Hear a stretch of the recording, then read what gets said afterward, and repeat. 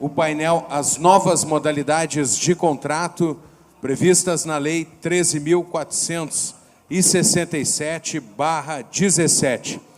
Peço a gentileza que os senhores permaneçam nos lugares.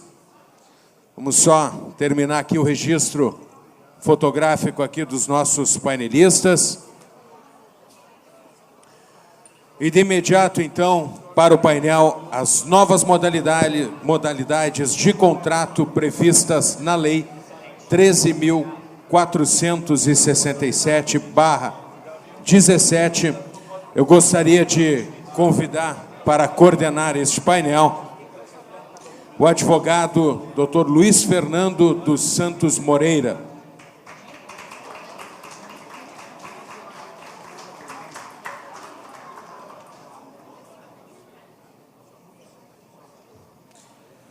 Com o tema Particularidades do Contrato Intermitente, convidamos o painelista Fabiano Rous Bezerra, desembargador do TRT da 4ª Região,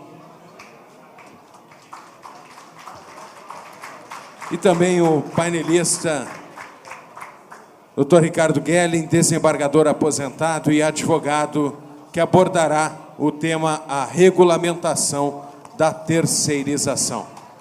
Muito obrigado pela presença dos senhores, prazer recebê-los.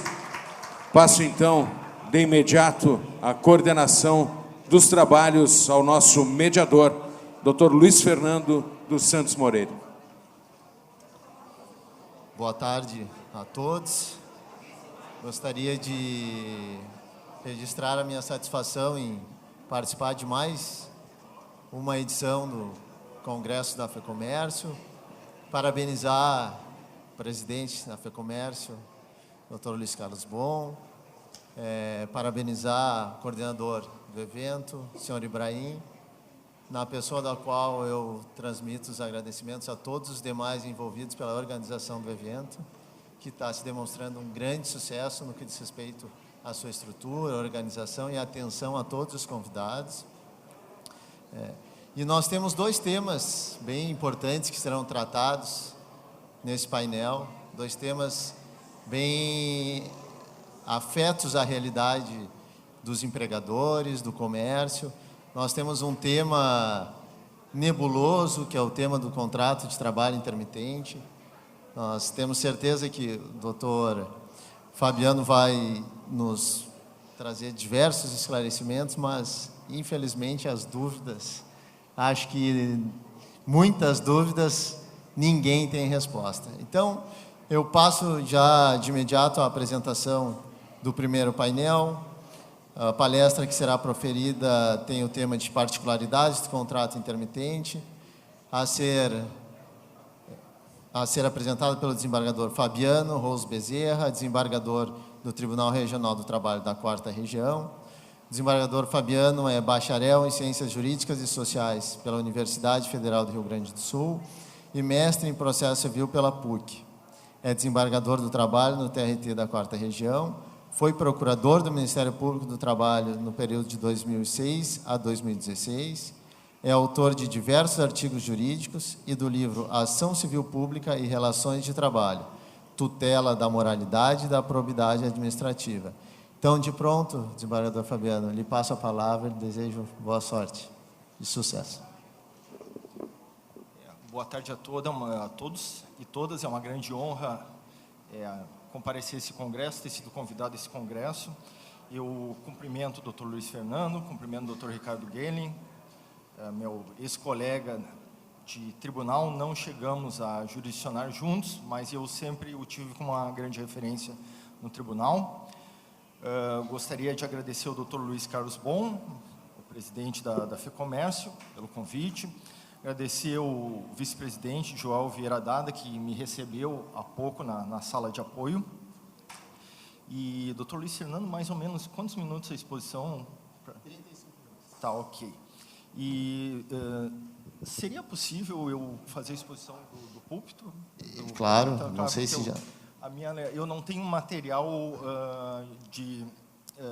para tela e vai me ajudar a enxergar melhor essas pequenas letras que eu tive o descuido de imprimi-las, ao invés de imprimir letras maiores. Mas fique à vontade, doutor, para ocupar o púlpito.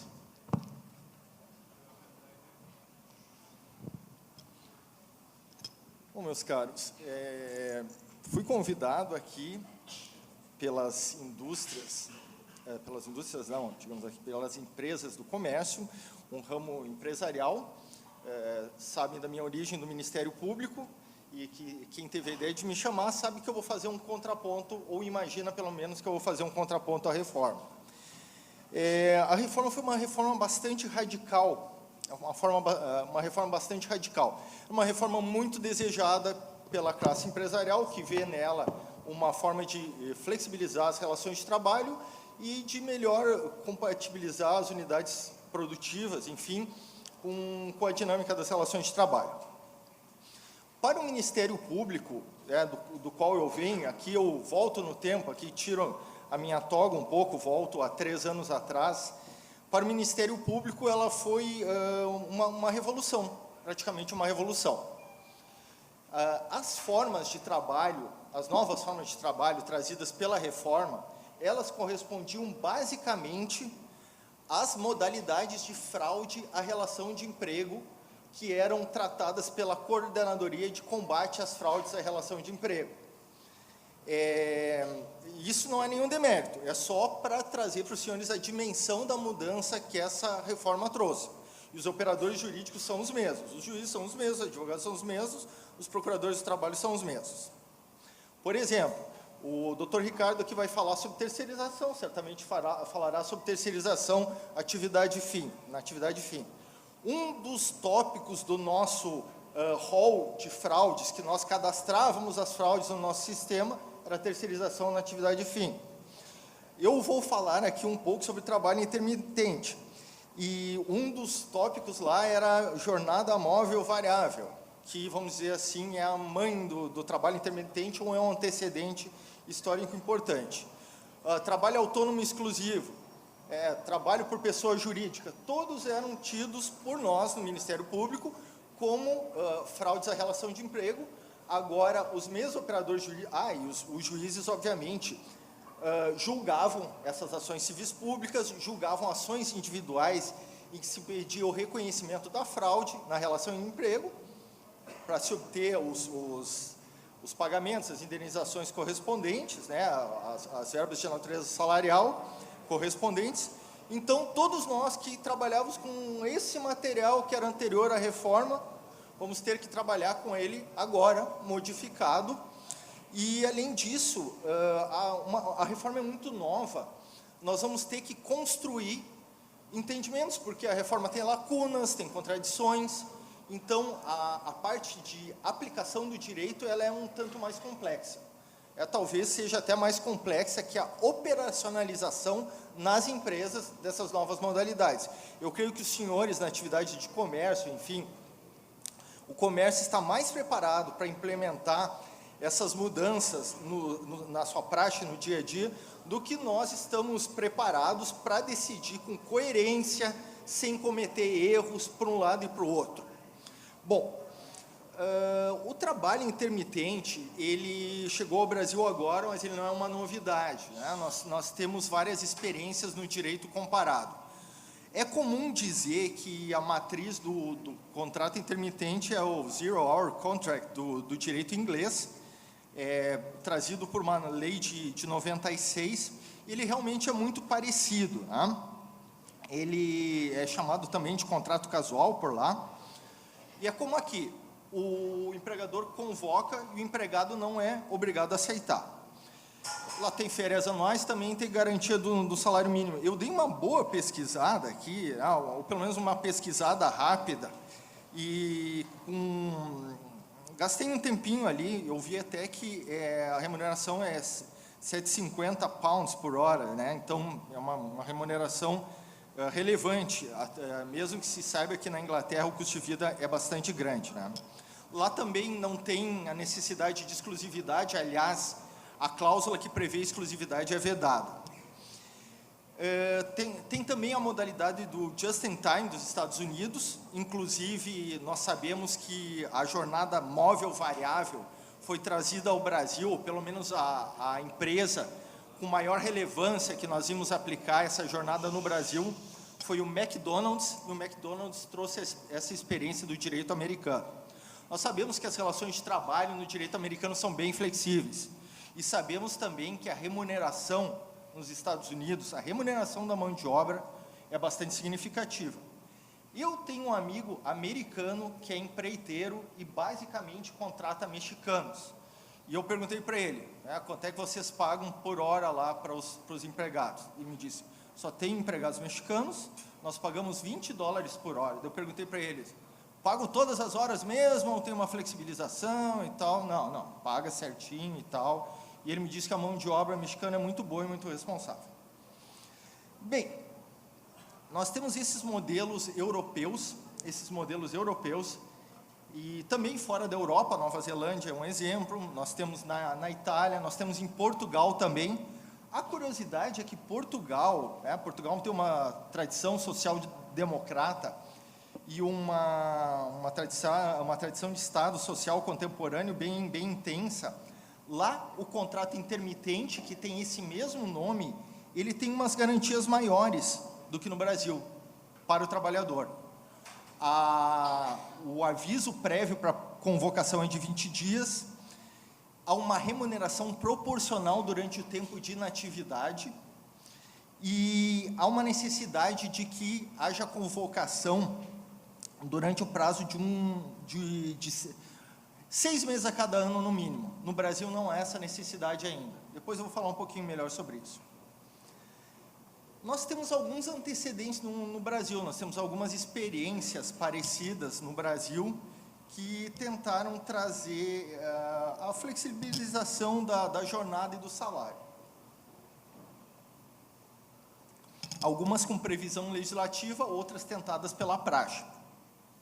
As com previsão legislativa, elas são conhecidas nossas, né? Um trabalho por tempo parcial, trabalho temporário, contrato por tempo determinado. Elas são usadas na prática, mas ainda em volume não parecido com um contrato por prazo indeterminado. Mas nós temos aqui um leading case bastante importante, que é o caso da jornada móvel variável, feita pelo McDonald's. Foi uma experiência que o McDonald's trouxe, a praxe deles é no mundo todo essa, né? Eles trazem dos Estados Unidos, que é, como todos nós sabemos, uma prática de flexibilização, a qual se contrapõe uma remuneração mais significativa do que em outros países também, que tem uma regulamentação significativa. Nós temos também países com bastante regulamentação e com um padrão remuneratório bom, isso também tem a ver muito com o estágio de desenvolvimento das economias, isso todos nós sabemos. Mas o que o McDonald's fez? A jornada móvel e variável, ela não tinha previsão legal. Não tinha previsão nenhuma dessas figuras que eu falei para vocês. Tempo parcial, trabalho temporário e tal, e contrato para prazo determinado. Eles faziam um contrato prevendo a jornada móvel e variável. A prática do McDonald's gerou um grande conflito com os sindicatos de trabalhadores. Esse conflito foi particularmente grave no estado de São Paulo. As acusações eram no seguinte sentido, de que os trabalhadores eram chamados num horário normal e não tinha demanda, eles aguardavam numa sala de break, uma sala de descanso, digamos assim. Podiam ser chamados a qualquer momento. O Ministério Público juntou controles de ponto de trabalhadores que compareceram ao trabalho e foram dispensados minutos depois, porque se viu, sei lá, pelo tempo, pelas condições que o empresariado sabe, os dias de movimento ou não, eram dispensados logo em seguida. E, por outro lado, em outros dias a jornada era extensa, né?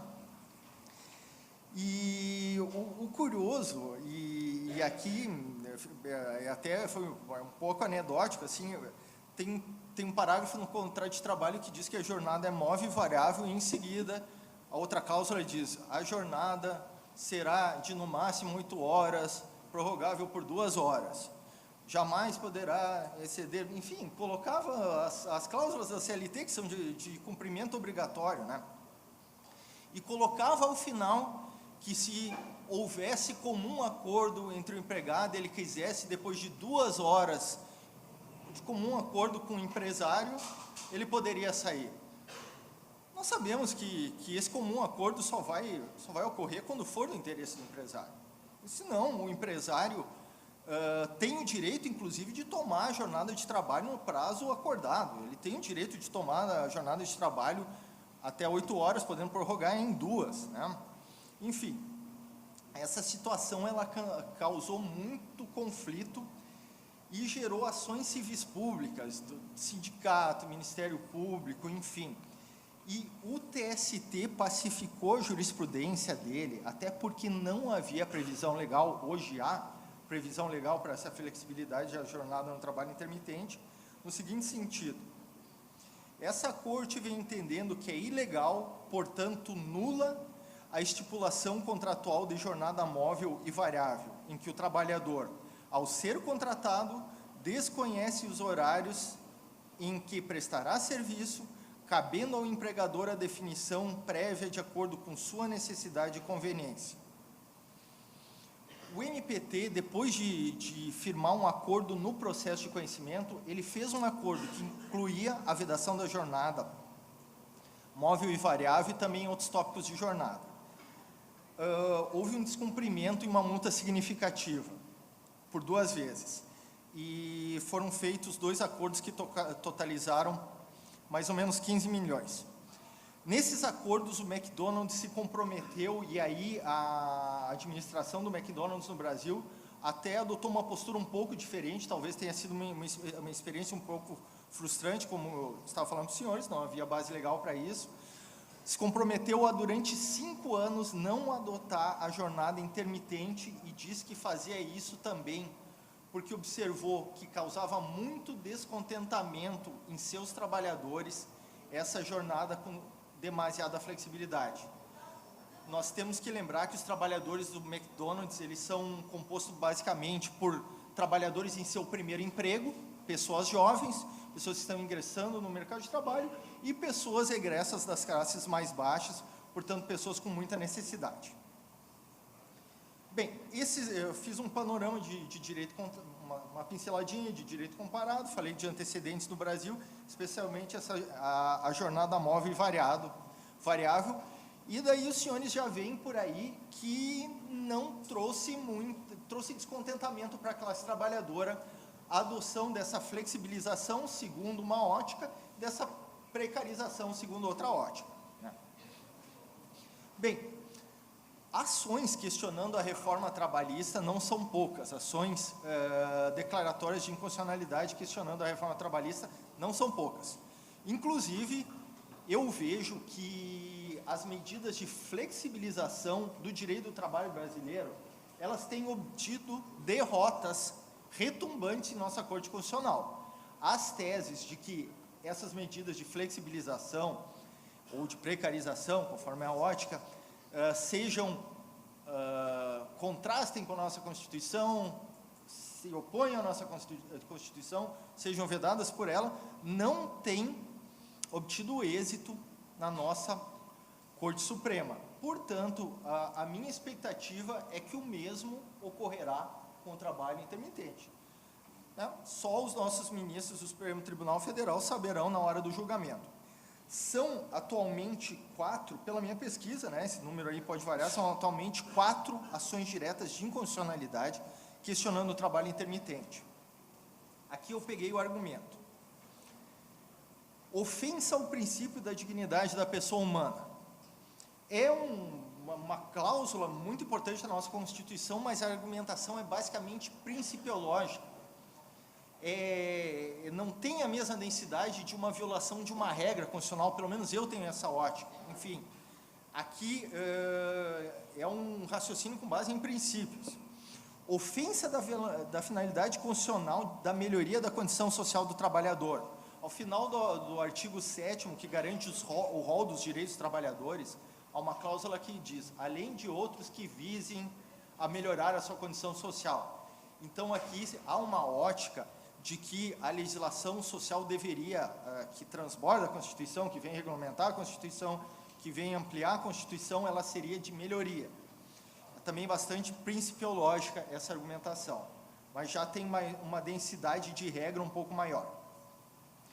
Aqui, o terceiro argumento dessas ações diretas de inconstitucionalidade é a ofensa à garantia do salário mínimo. Aqui, meus caros, aqui eu vejo que o trabalho intermitente terá problemas para atender a garantia do salário mínimo.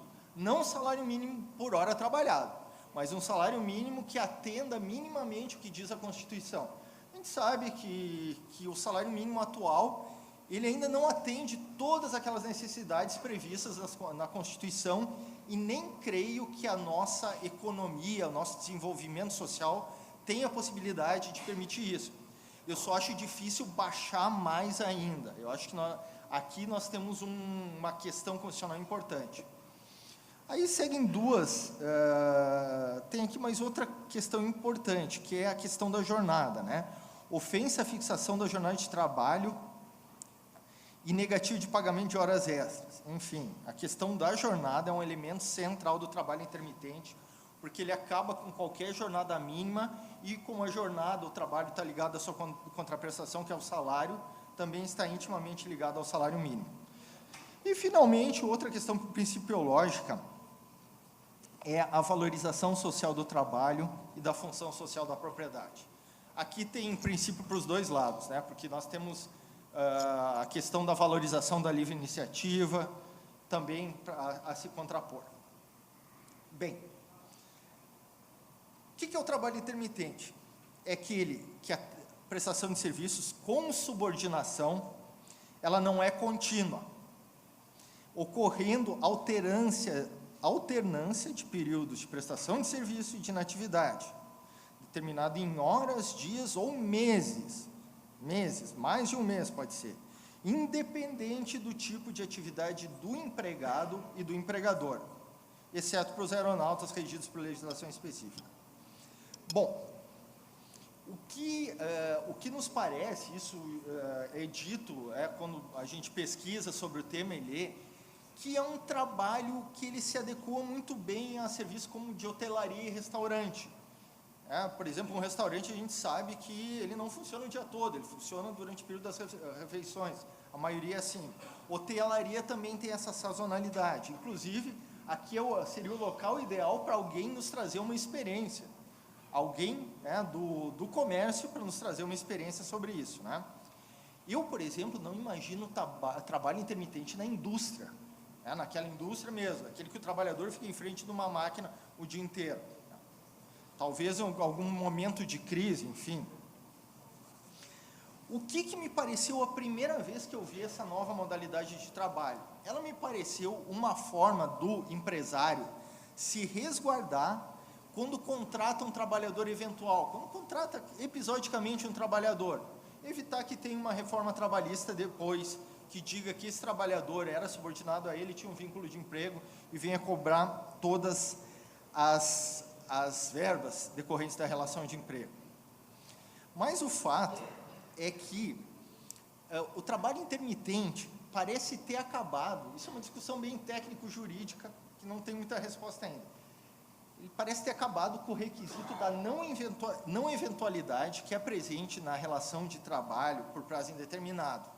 É possível o trabalho eventual com subordinação jurídica e ele ser considerado uma relação de emprego. Só que aqui a lei não diz o que é essa eventualidade. Havia um dispositivo na MP 808 que dizia que, transcorrido o prazo de 12 meses, se o empregado não for convocado, se considera rescindido o contrato de trabalho. Eu sabia pelo menos que a intermitência pode durar 12 meses. Agora eu não tenho nem esse referencial legal. Outra coisa que me pareceu importante, quando da aprovação, da criação dessa modalidade de trabalho, foi a ideia de melhorar os índices de empregos, as estatísticas de emprego. Porque nenhum governante se orgulha mais e tem condições de divulgar a excelência do seu trabalho que não criando empregos, né? O que as pessoas querem? Trabalhar, ter uma vida boa com a sua família, é isso que as pessoas querem. Acima de tudo, querem empregos formais, porque o emprego formal, ele traz consequências muito importantes, como estabilidade, proteção previdenciária, proteção contra o desemprego, enfim, essas proteções, esse leque de proteções sociais que nós temos no Brasil, um leque importante num país como o nosso, né? O problema disso, né, eu fiz dei uma pesquisadinha aqui, tá? E aqui nós tivemos um painel de manhã que eu estava na estrada e não consegui pegar. O que colou da reforma no Brasil? O trabalho intermitente, pela pesquisa que eu fiz, não, entre aspas, não colou no Brasil aqui. Eu tenho um dado que eu tirei aqui do Valor Econômico, relativo ao ano de 2018, tá? Foram criados, no geral, empregos formais, isso conforme CAGED. Isso é o próprio empresário que lança, né? Isso é o próprio empresário que lança isso na RAIS. Foram criados 529.554 empregos no Brasil em 2018. Destes, 50.033 são de trabalho intermitente. Isso dá 1,88%. 2%, botando para cima, é muito pouco. Não deu certo. Essa estratégia de usar o trabalho intermitente para aumentar o número de empregos formais não funcionou. Pelo menos até agora. 5 minutos. Ai. Bom, além disso, meus caros, como trabalho intermitente, eu não tenho uma periodicidade mínima para chamar o trabalhador. Desse 1,88%, quantos estão efetivamente trabalhando? Num mês, num semestre, num ano?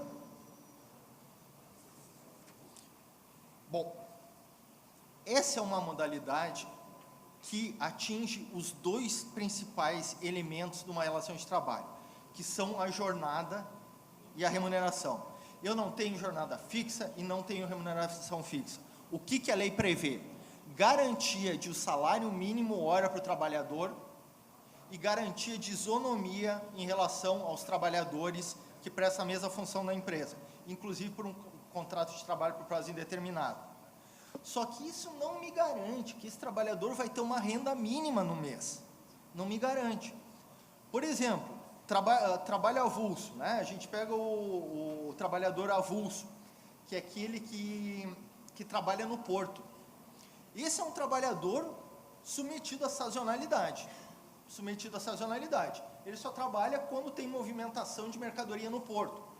No entanto, ele tem garantias como o registro, o cadastro no órgão gestor de mão de obra e o rodízio. Aqui eu não tenho garantia de renda mínima alguma, eu não tenho garantia. Aqui eu poderia, numa ótica crítica, até dizer que o risco da atividade econômica está sendo transferido do empregador para o empregado. Quando eu tenho movimentação, eu te chamo para trabalhar. Quando eu não tenho, não te chamo. Daí se diz assim, não, mas o trabalhador não tem exclusividade, pode trabalhar para outro. Mas vem cá, será que se eu começar a negar os chamados que meu empregador faz, esse empregador vai ter a necessária confiança em mim, vai me chamar novamente ou vai chamar outro? Enfim. Agora, o que eu acho o grande problema desse emprego formal, que é, de um certo modo, informal, é a questão da previdência social.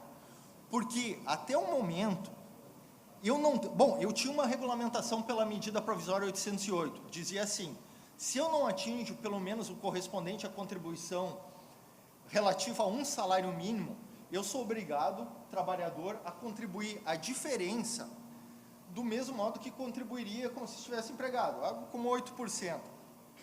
Caiu, perdeu vigência, a CMP está desregulamentado. No momento, o que ocorre?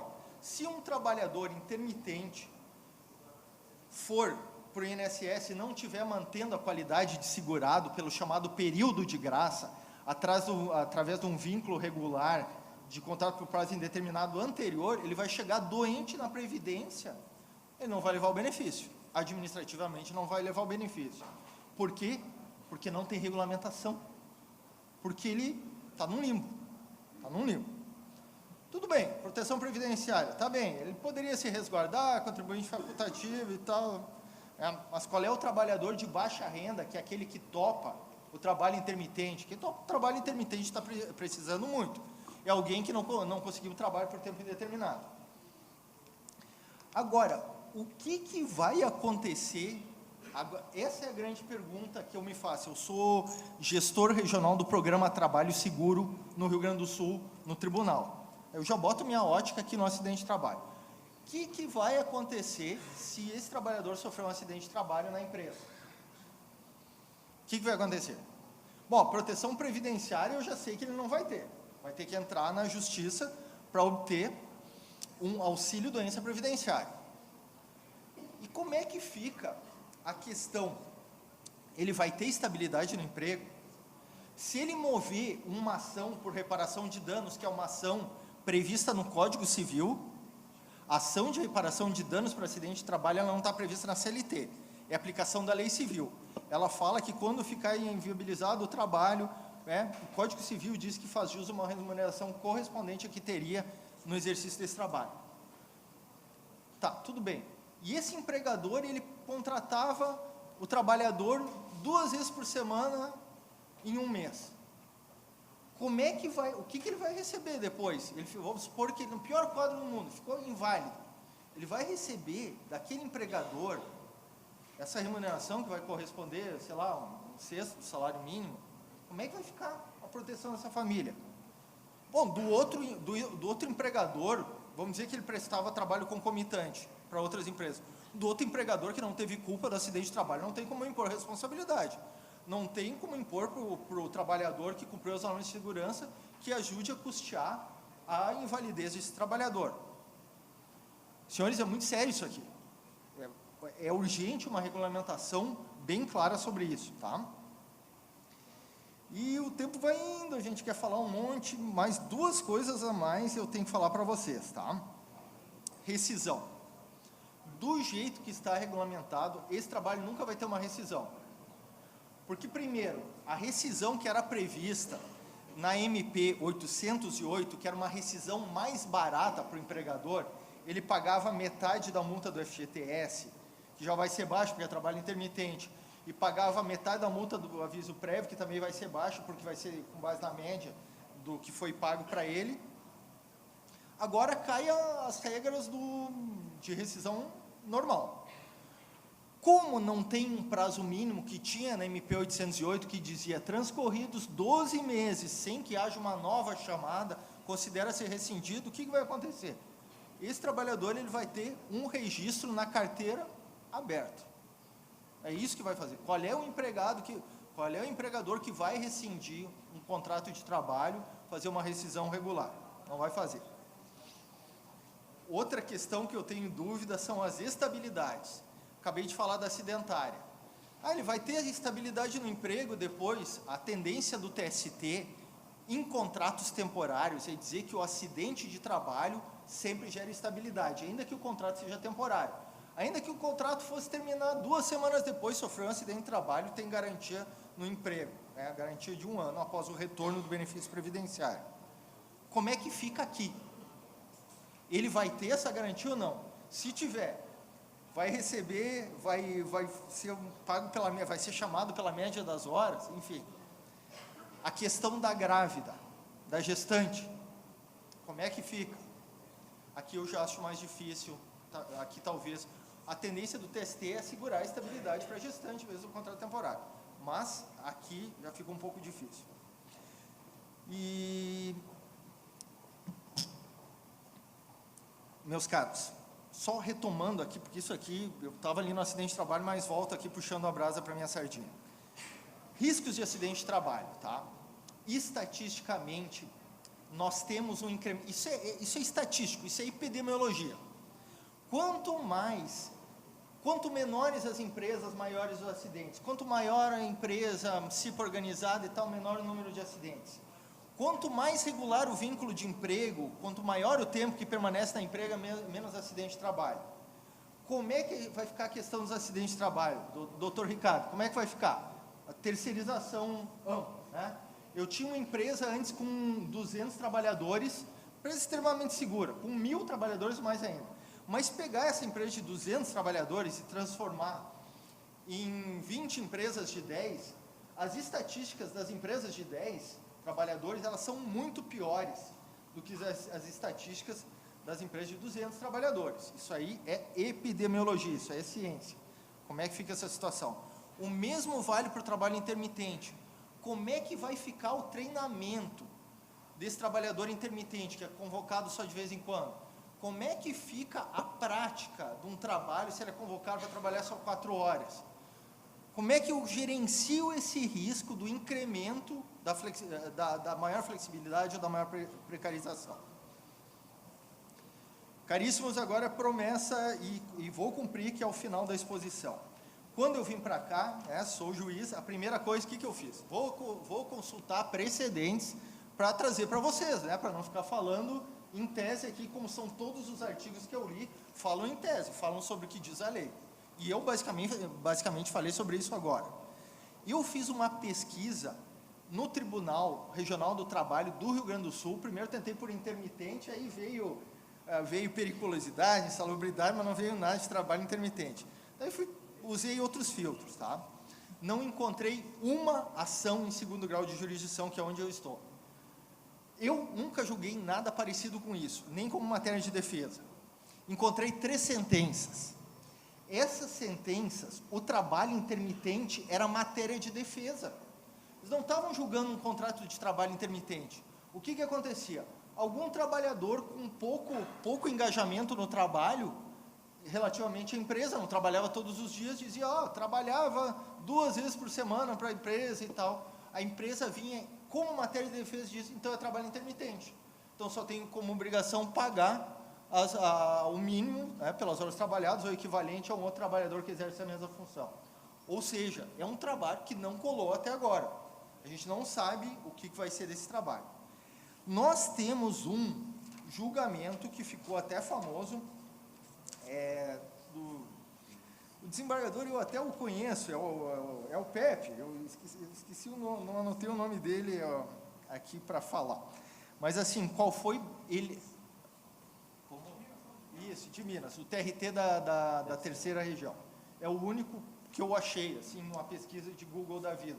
Aliás, eu achei no Conjur, E isso foi bastante divulgado. Qual foi o entendimento do desembargador aqui? Não do desembargador, da turma, de 3 desembargadores. Que não era possível substituir a mão de obra permanente por uma mão de obra intermitente. Foi um caso envolvendo o Magazine Luiza. O Magazine Luiza contratou o trabalhador no dia 21/11 de 2017. Essa aqui estava ansiosa pela reforma, no que entrou em vigor a reforma já contratou pela modalidade. E dispensou em 26 de fevereiro de 2018, vínculo curto. E a fundamentação é basicamente essa. Eu não posso, quando há uma atividade permanente que demande postos de trabalho presentes na empresa durante grande parte da jornada, não posso transformar isso em trabalho intermitente. Mas o curioso aqui é que não era um trabalho intermitente como eu esperava. O próprio autor da inicial falou que ele ganhava 1.300 por mês. 1.300 por mês não é um salário que eu esperaria de um trabalho intermitente. Imaginaria algo até inferior ao mínimo, seria um curto espaço de engajamento. Seria o folguista, seria aquele trabalho curto na temporada de verão e tal, umas coisas assim, aí talvez tivesse. Mas aqui era o Magazine Luiza. O que o Magazine Luiza fez? Simplesmente transformou aquele empregado, ele era do empacotamento ali, que buscava mercadoria, empacotava, conferia e devolvia, E aqui o Tribunal de Minas anulou este vínculo. Temos pouca experiência jurídica, o que eu vou dizer para o ramo do comércio? Qual segurança jurídica que os senhores terão? Não sei. É um grande mistério. Ninguém sabe. Se alguém souber, me diga, por favor. Muito obrigado.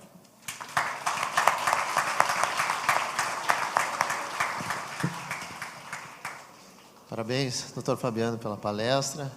Passo de imediato a palavra ao doutor Ricardo Gelling. Desde já Em nome da FEComércio, agradeço a presença do Dr. Ricardo Gelling, vai nos brindar com a palestra sobre o tema a regulamentação da terceirização. Dr. Ricardo é advogado, professor convidado do curso de pós-graduação em Direito do Trabalho e Processo do Trabalho da PUC, membro da ANDD, Academia Nacional de Direito Desportivo, integra a lista de árbitros e mediadores do CBMA, Centro Brasileiro de Mediação e Arbitragem, foi magistrado de 1981 a 2013, jubilando-se como desembargador do Tribunal Regional do Trabalho da 4ª Região e detentor da Ordem do Mérito Judiciário do TST, no grau de comendador. Fique à vontade, doutor Ricardo.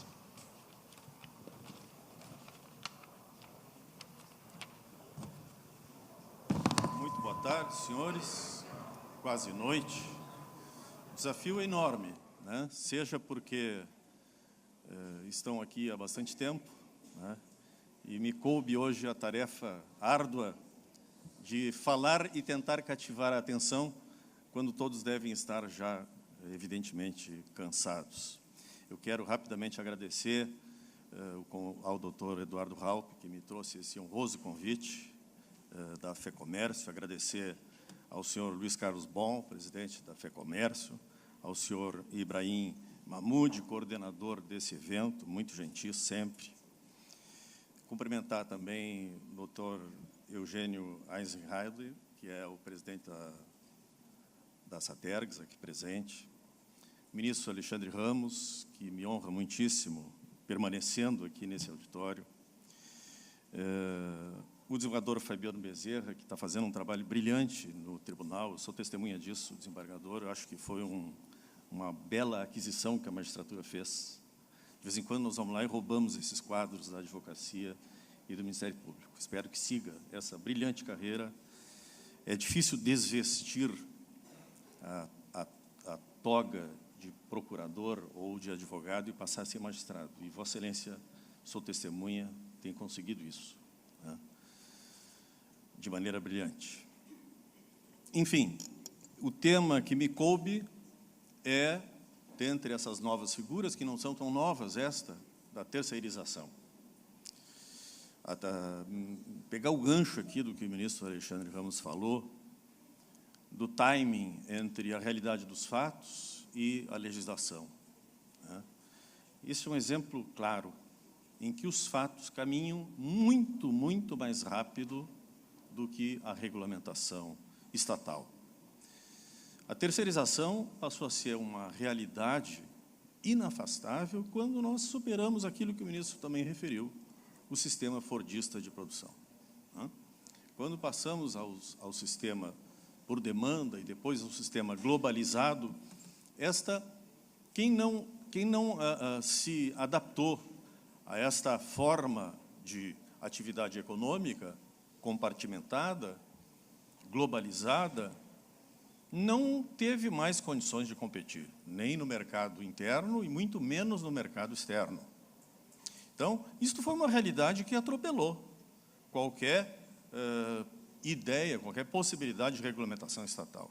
Tanto que o próprio judiciário, antes de qualquer regulamentação, passou através de uma súmula de jurisprudência do TST, a minimamente regulamentar esta matéria da terceirização, sob pena de os conflitos se multiplicarem e aquela incerteza jurídica se aumentar cada vez mais.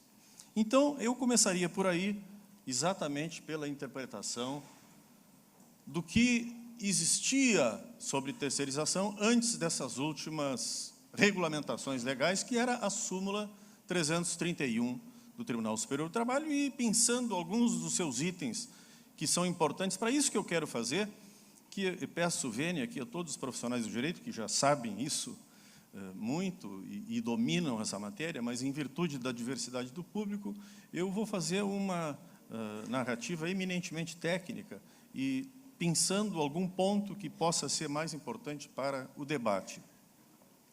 O item 1 da súmula 331 do TST não tratava propriamente da terceirização.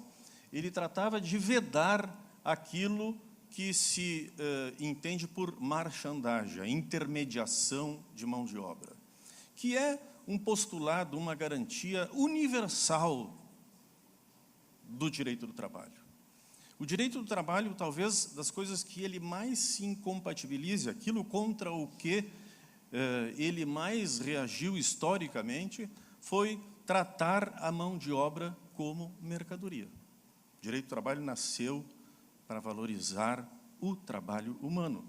Então, vender mão de obra, vender trabalho como mercadoria, é algo abjeto a uma noção elementar, básica, fundamental, mais do que do direito do trabalho, a condição de dignidade da pessoa humana, garantia constitucional.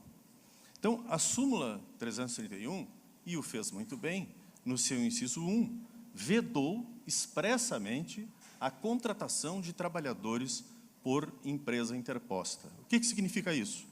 É uma empresa contratada como terceira que coloca esses empregados a serviço e sob subordinação da empresa tomadora de serviço. Isso era expressamente vedado pelo nosso ordenamento jurídico, com uma única exceção. E essa exceção foi expressamente ressalvada no inciso 1º da súmula 331, que são os casos de trabalho temporário, regulados pela Lei 6.019 de 74. O trabalho temporário é, sim, uma espécie de marchandagem. É, sim, uma intermediação de mão de obra. Mas ela o é em caráter absolutamente especial, excepcional, e que só se justifica naquelas condições de excepcionalidade que a lei regula e estabelece. Qualquer outra forma de intermediação de mão de obra, de marchandagem, era vedada pelo ordenamento jurídico através da súmula TC, e mesmo antes dela, por outros postulados e garantias constitucionais, assim já o era. O inciso outro que eu quero destacar da súmula, ela tem vários itens, é o item 3, que este sim tratou da terceirização, estabelecendo que não forma vínculo de emprego com um tomador a contratação de serviços de vigilância. Vejam bem a diferença entre o primeiro e o segundo. O primeiro trata da intermediação de mão de obra, de trabalho. No item 3, não forma vínculo de emprego a contratação de serviços. Então, eu posso contratar serviços de uma empresa, de vigilância, de conservação e de limpeza, bem como a de serviços especializados ligados à atividade meio do tomador, desde que inexistente a pessoalidade e a subordinação direta. Então, esta foi a forma que o judiciário encontrou para minimamente regular esta atividade da terceirização, que já era uma realidade, né? Já era uma realidade imposta pela atividade econômica, pelo modelo econômico vigente. Teve grandes méritos. Nós tivemos uma relativa pacificação de conflitos em virtude dessa premissa estabelecida, dessas premissas estabelecidas na súmula, mas, por outro lado, tivemos enormes dificuldades. E a principal delas é essa que o doutor Fabiano referiu, que eu não vou me furtar a tratar sobre ela, que é exatamente esta limitação que a súmula impôs à terceirização apenas nas atividades meio. Então, antes de analisar tecnicamente a regulamentação que veio depois, vamos ver um pouco disso, porque há uma afirmação, há uma acusação, digamos assim, de que este é um fenômeno brasileiro, esta é uma invenção brasileira. Há quem diga isso é uma jaboticaba brasileira, isso só existe no Brasil. E eu fui fazer uma pesquisa já há algum tempo sobre isso e me deparei com um trabalho muito interessante que foi feito de pesquisa, encomendado pela CNI, através dessa empresa internacional de consultoria, que é a empresa Deloitte. Essa empresa fez um estudo muito extenso e muito intenso e muito largo das legislações previdenciária, civil e trabalhista, relacionando essas legislações sobre esse tema em 17 países. Então, um retrato, digamos assim, de todos os continentes, um retrato muito grande, muito verdadeiro da realidade desses países, e muito bem sintetizada nesse trabalho que está lá no site da CNI. Na Alemanha, na Austrália, na Bélgica, na Bulgária, na China, no Chipre, Colômbia, Costa Rica, Croácia, Holanda, Hungria, Japão, Lituânia, Noruega, Peru, República Tcheca e Sueca. Portanto, países de grandezas e economias e regimes jurídicos e regiões geográficas muito distantes e muito diferentes. Portanto, um retrato bastante representativo da realidade mundial. E quais são as principais conclusões que se chegou nesse estudo? Em todos os países pesquisados, a terceirização é aceita de forma geral, sem proibições em relação a atividades meio ou atividade fim. Então, aquilo que se imaginava ser uma mera suposição é uma realidade. Isto, a diferença entre atividade meio e atividade fim, é, sim, uma jabuticaba brasileira. Isso foi uma invenção brasileira. Na maioria desses países, não existe legislação específica sobre o tema, utilizando-se apenas a legislação civil para regular o quê? O contrato de natureza civil entre duas empresas, entre uma empresa tomadora e uma empresa prestadora de serviços. Em quase todos esses países, existe uma diferença clara entre terceirização e intermediação de mão de obra. Aquilo que eu referi, que a nossa súmula acertadamente já fazia. Por quê?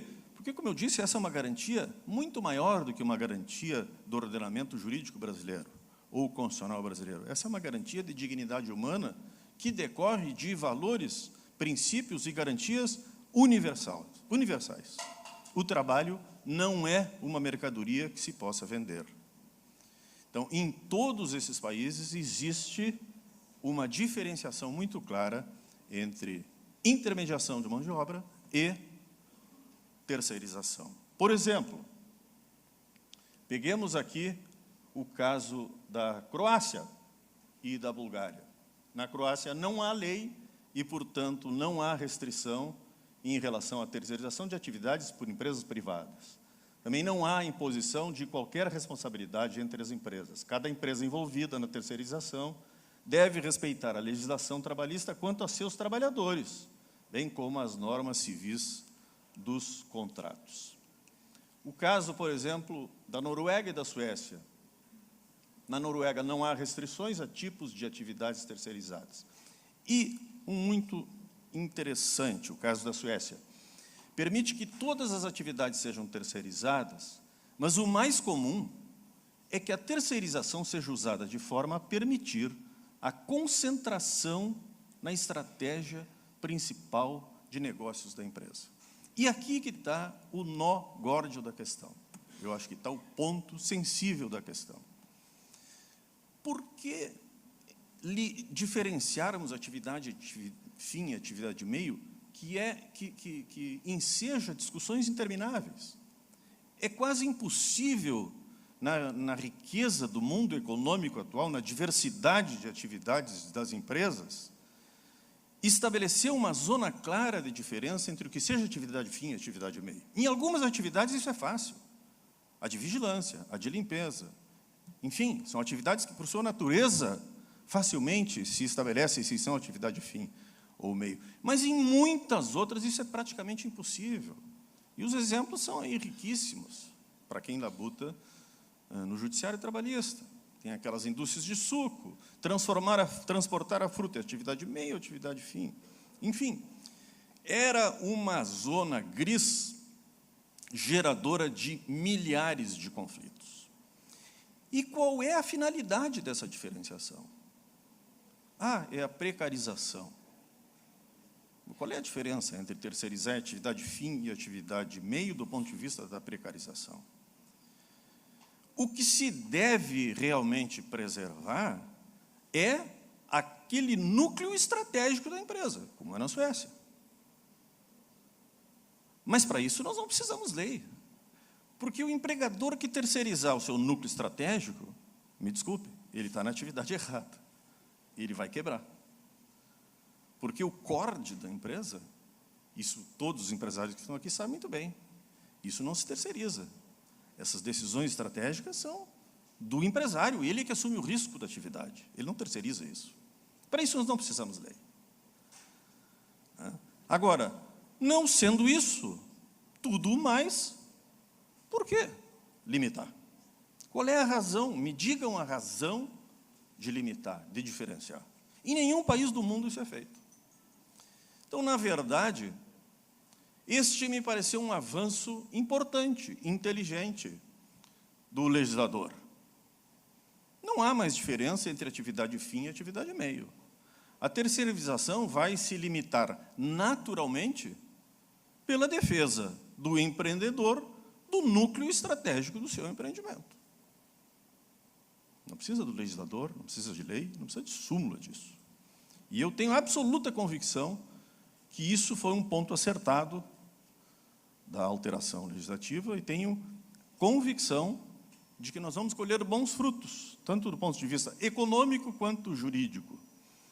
E não vou me furtar a dizer que isso não aumenta riscos quanto às defesas econômicas e pessoais do trabalhador. Então, agora passando para as alterações legislativas. A primeira delas foi através da Lei 13.429, de 2017, que incorporou a regulamentação da terceirização, alterações que vinham sendo debatidas no âmbito do Congresso Nacional, na Lei do Trabalho Temporário, a Lei 6.019. O legislador, é muito comum no nosso processo legislativo, ele pega carona num projeto de lei que está lá tramitando. Em vez de apresentar um projeto novo para regular a terceirização, o legislador pegou aquele projeto que estava alterando a Lei do Trabalho Temporário e enxertou ali alterações, regulou, de certa forma, inteiramente nova a regulamentação, mas dentro de uma lei e de um projeto de lei que já estava tramitando, que dizia respeito ao trabalho temporário. E ali, então, para regular esta prestação de serviço, ele acrescentou inúmeros dispositivos, fazendo como é essa técnica agora moderna de, para não alterar toda a numeração da lei, acrescentar o artigo tal A, tal B. Isso foi o que o legislador fez. E este artigo 4º, então, da Lei 6.019, com esta alteração da Lei 13.429, estabeleceu a empresa prestadora de serviços a terceiros é a pessoa jurídica de direito privado destinada a prestar a contratante serviços determinados e específicos. E vejam bem, só isso, não disse apenas em atividade meio. Serviços determinados e específicos. O que levou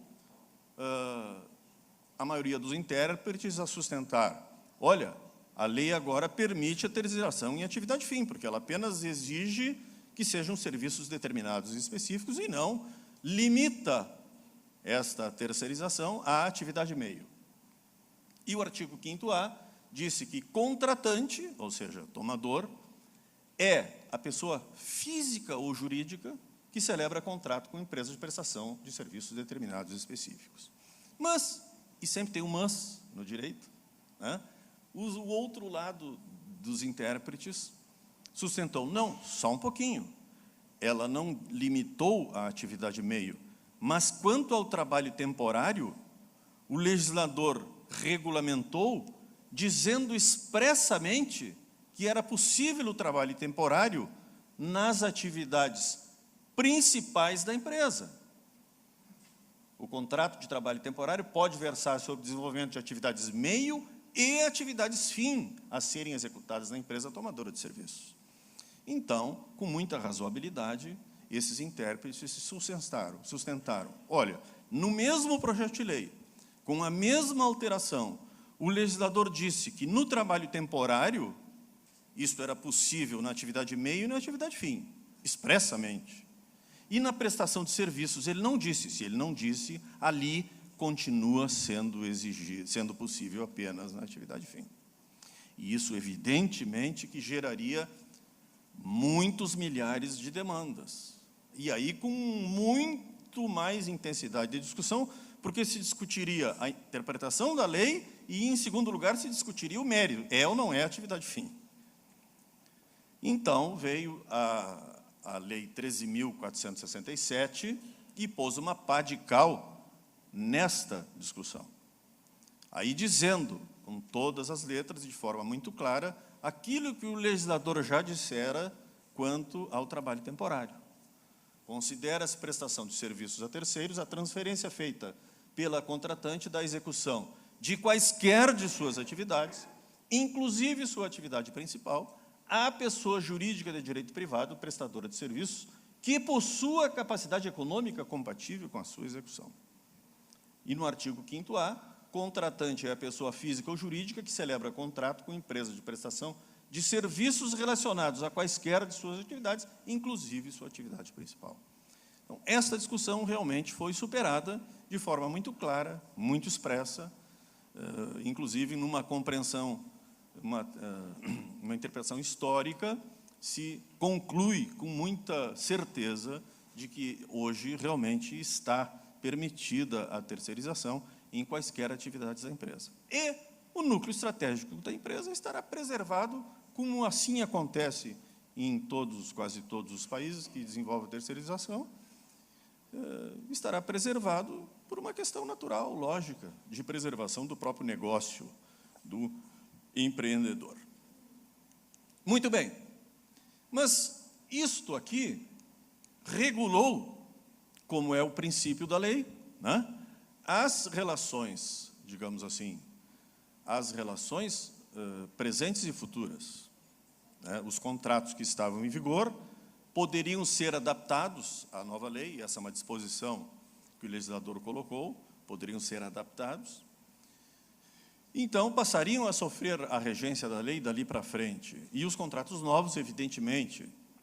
Mas todas aquelas situações pretéritas, contratos já encerrados, litígios na justiça, muitos deles, outros por existir, quando vigente a regulamentação através da súmula, isso persistia. A lei não resolveu esses conflitos pretéritos, evidentemente, porque ela não tem esse efeito retroativo. Mas, durante este processo legislativo, tramitava no Supremo Tribunal Federal uma ADPF e um recurso extraordinário que tratavam exatamente do tema terceirização.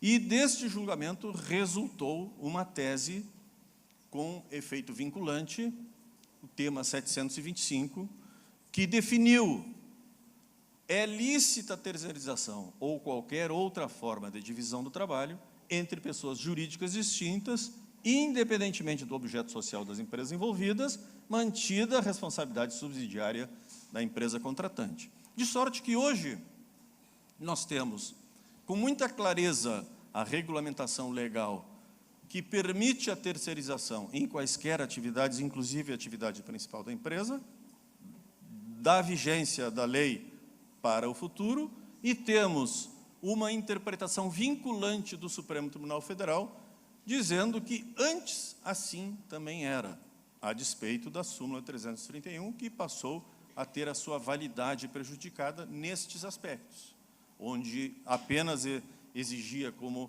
possível a terceirização nas atividades meio. Então, a situação se pacificou, tanto para o futuro, em virtude das leis, quanto para o passado, em virtude da súmula e da tese vinculante do Supremo Tribunal Federal.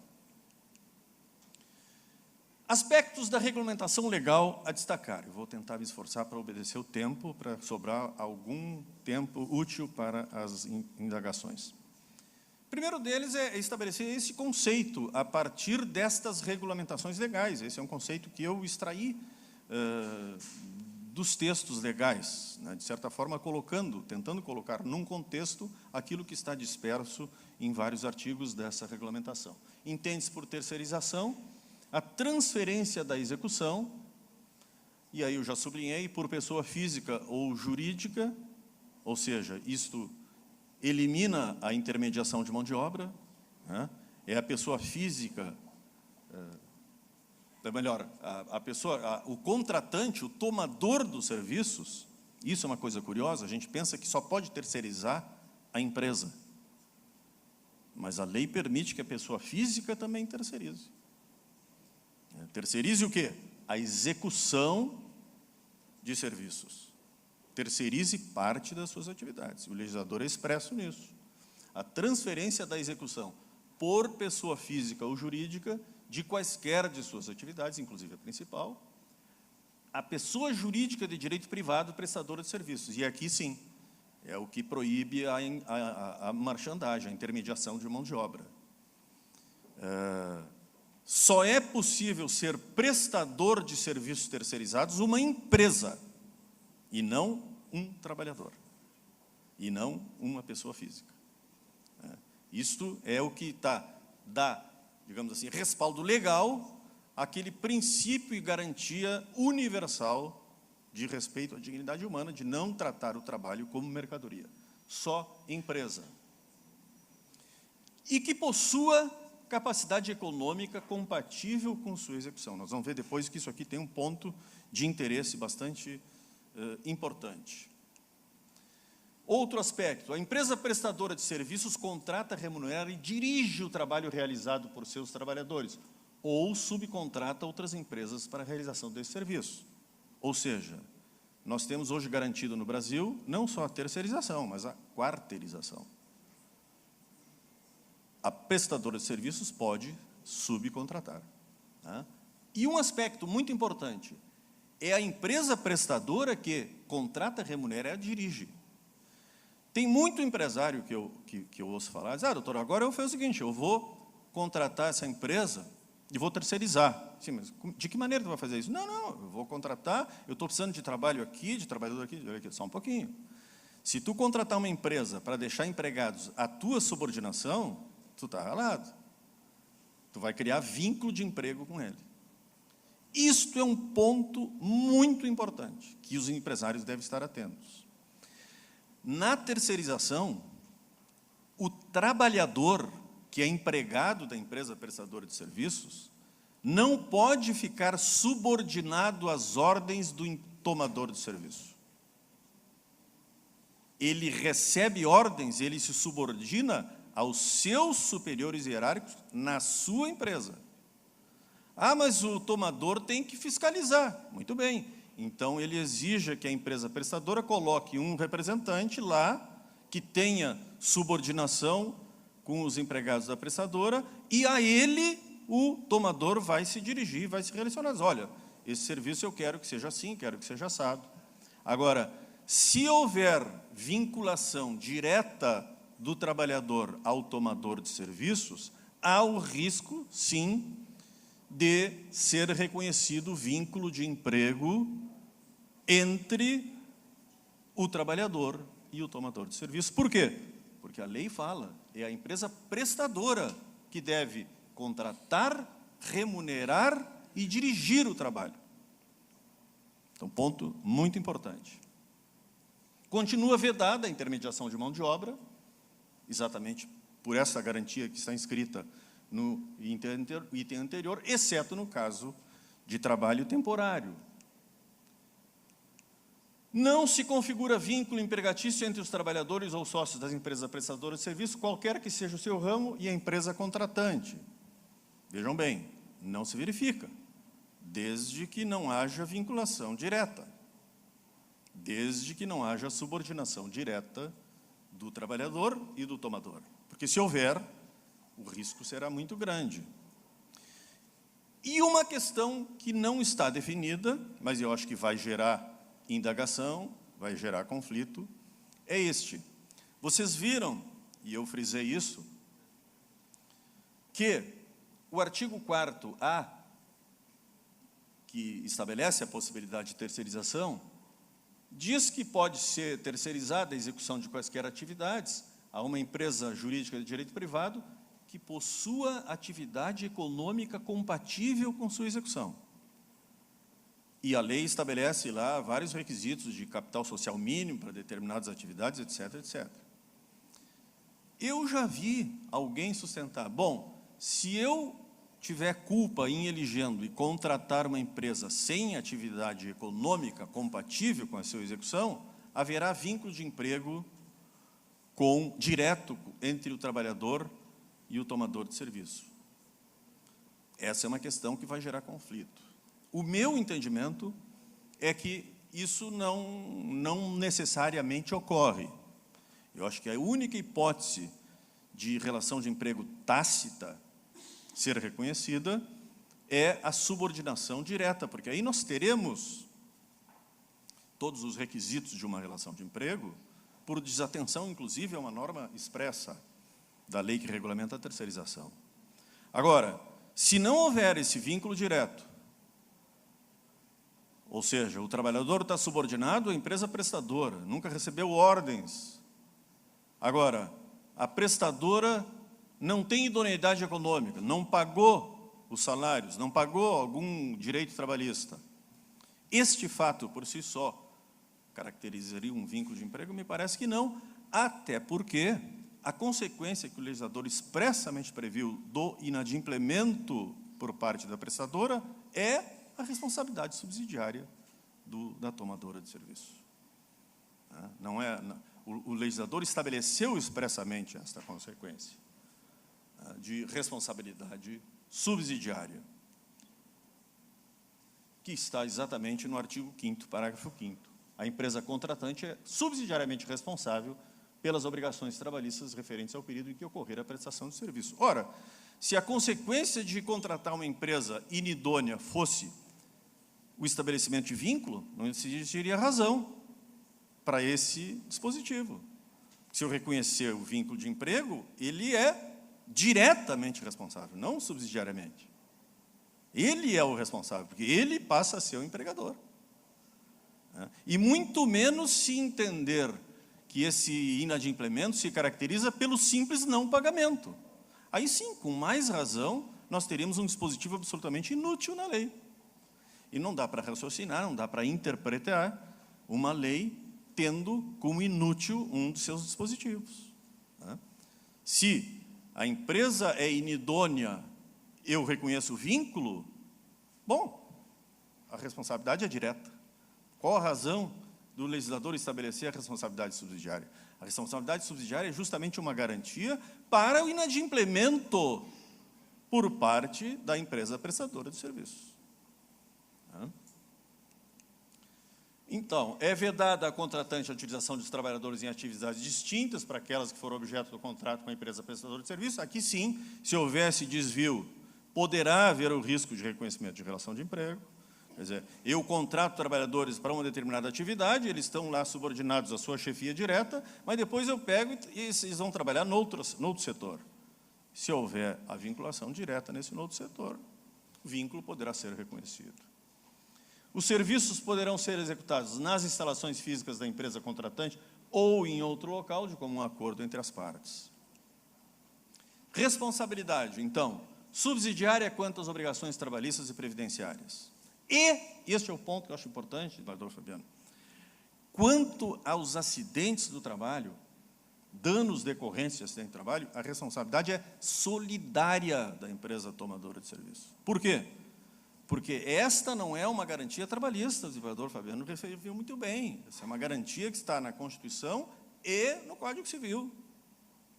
E o Código Civil estabelece lá nos artigos 932, terceiro e 942, parágrafo 1, a responsabilidade do tomador dos serviços nesses casos. Então, e isso me parece que é uma garantia muito importante em favor da rigidez física, da saúde do trabalhador.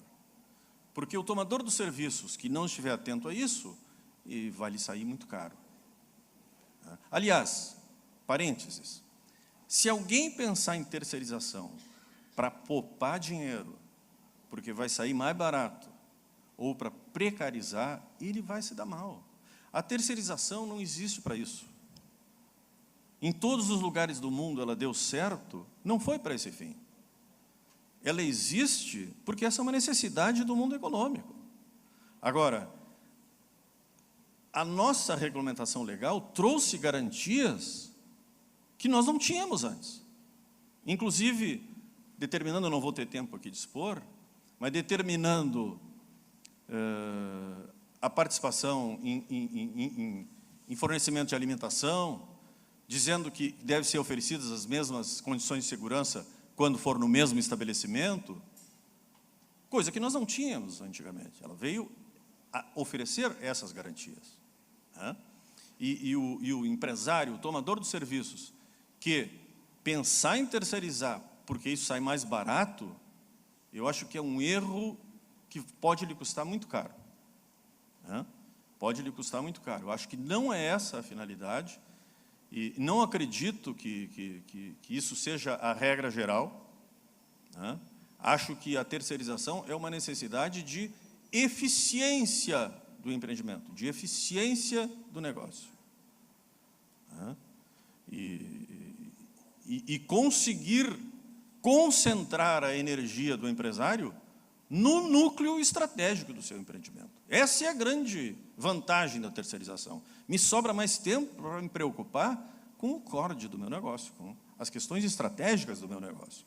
O resto, o outro empresário pode cuidar. Agora, ele vai ser um empregador, ele vai ter as mesmas obrigações perante os seus empregados, e se não cumpri-las, a justiça está aí para dirimir os conflitos. E se ele não tiver capacidade econômica, o tomador vai ser responsável subsidiário. Onde é que está o prejuízo nisso? Onde é que está a precarização nisso? E mais, se for um problema à saúde do trabalhador, a responsabilidade é solidária, como se o empregador fosse. Onde é que está a precarização nisso?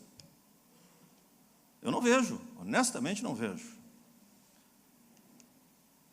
Não pode figurar como contratada a pessoa jurídica cujos titulares ou sócios tenham, nos últimos 18 meses, prestado serviço a contratante na qualidade de empregado ou trabalhador sem vínculo, exceto se os referidos titulares ou sócios forem aposentados. Essa foi uma quarentena para evitar justamente este apressado que quisesse se utilizar da terceirização para poupar dinheiro. Agora eu vou despedir todo mundo e vou terceirizar. Foi para evitar isso. E o empregado que for demitido não poderá prestar serviço para essa mesma empresa na qualidade de empregado, antes do decurso do prazo de 18 meses também.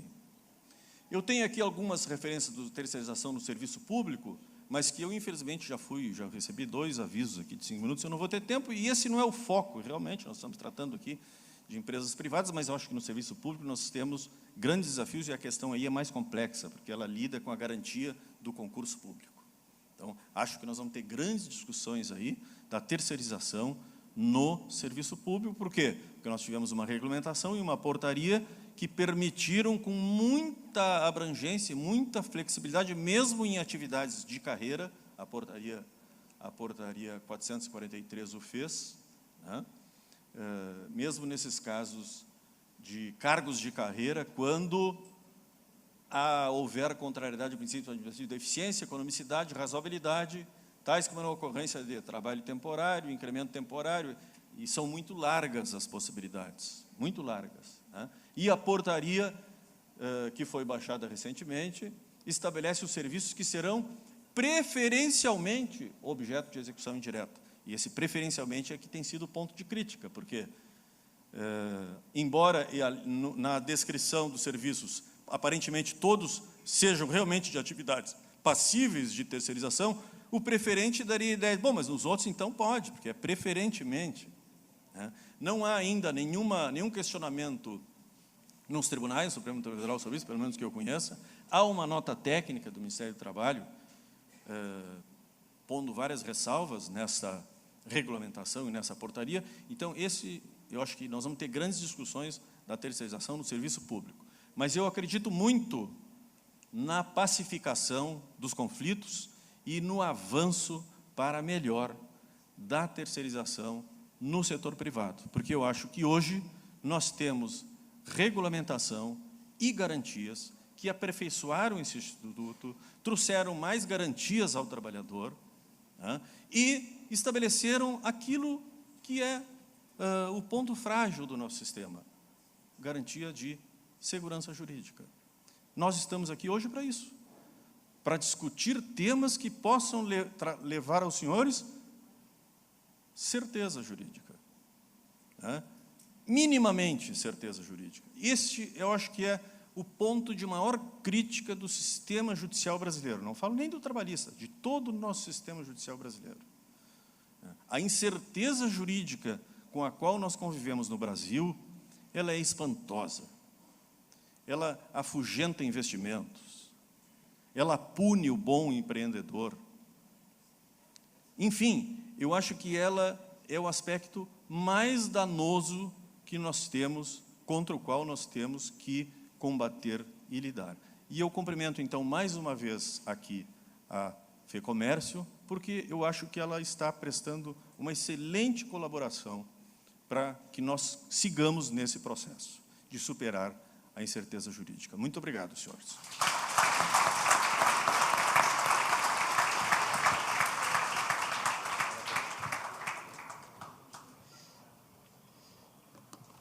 Gostaria de parabenizar o doutor Ricardo, o doutor Fabiano pelas palestras. Trouxeram esclarecimentos importantes para a reflexão de todos os presentes e que certamente auxiliarão nas tomadas de decisão a plateia repleta de empresários, dirigentes sindicais que se debruçam sobre o assunto e que possuem essa, digamos, essa falta de segurança jurídica, essa insegurança jurídica, como disse o doutor Ricardo, para tomar algumas decisões importantes. O tema desafiava algumas perguntas, recebemos algumas perguntas, mas em razão do adiantado da hora, nós encaminharemos as perguntas aos palestrantes, que posteriormente serão respondidas por escrito. Então, para encerrar o painel, eu chamo o presidente, senhor Bon, o senhor Ibrahim e a senhora Isabel para entregar as lembranças aos participantes do painel. Muito obrigado, doutor Luiz Fernando, pela condução dos trabalhos. Mais uma vez, nosso agradecimento aos nossos painelistas, os desembargadores Fabiano Rous Bezerra e Ricardo Gelling. Nós gostaríamos de informar aos senhores que após a nossa palestra, nossa última palestra, nós faremos agora um breve coffee break, 5 minutinhos, só para tomar um cafezinho ali, comer alguma coisa e já retomarmos para não atrasarmos mais a nossa programação e informar que os ônibus que vão para o SESC só sairão após a palestra de encerramento da nossa programação de hoje. Informar também que o nosso coquetel que será oferecido hoje à noite não será mais às 20 horas e sim 20h30, para dar mais tempo aos nossos congressistas aí de se arrumarem e descansarem um pouquinho após as atividades aqui da nossa tarde.